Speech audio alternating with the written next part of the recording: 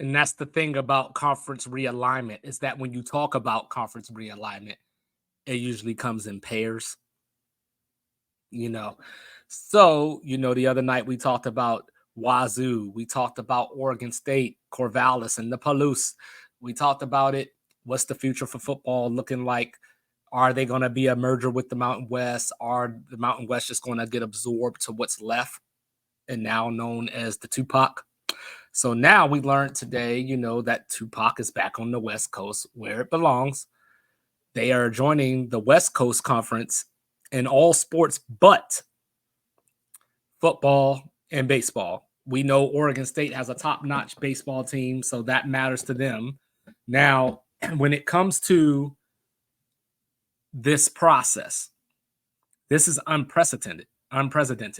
Not only because they are downgrading conferences from, I guess in college basketball, we call them the six majors, so they're falling off from that and going into not even, I guess, like Gonzaga's a mid-major, St. Mary's is a mid-major.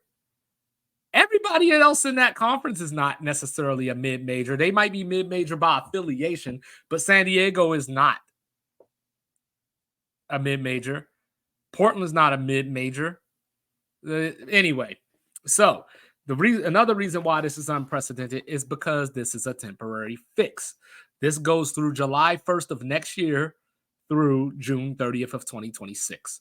So this buys them 2 to 3 seasons to play basketball in this conference. They were unanimously voted in because why not? You got them coming from the Pac-12. That's headlines. That's attention. People are going to want to keep up with Oregon State and Washington State to see how they keep up after the breakup. Everybody else off the greener pastures in the Big 10 and the Big 12. I think some of America, I would like to think a lot of America is wanting to see Wazoo and Oregon State do well because of everything that happened to them, how they got left on their own.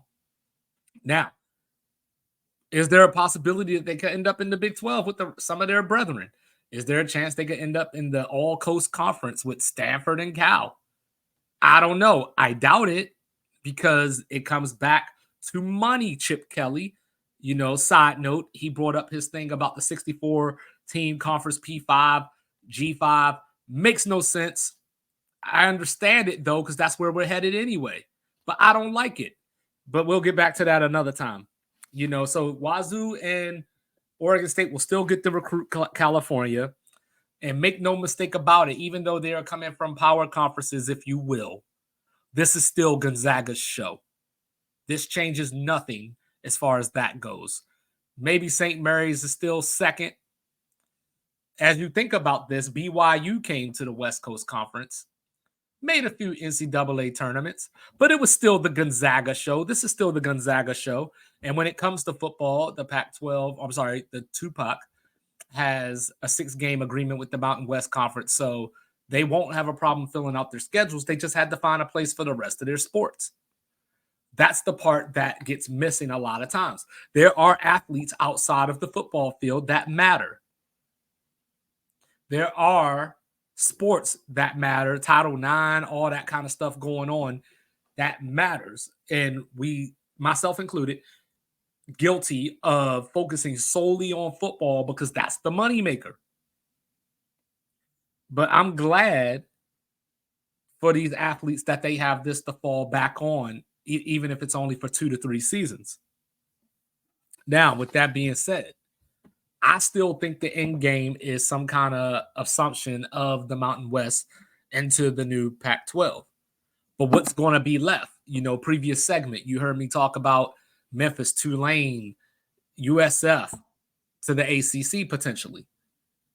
So what does that leave for the Pac-12 outside of the Mountain West? Stay tuned.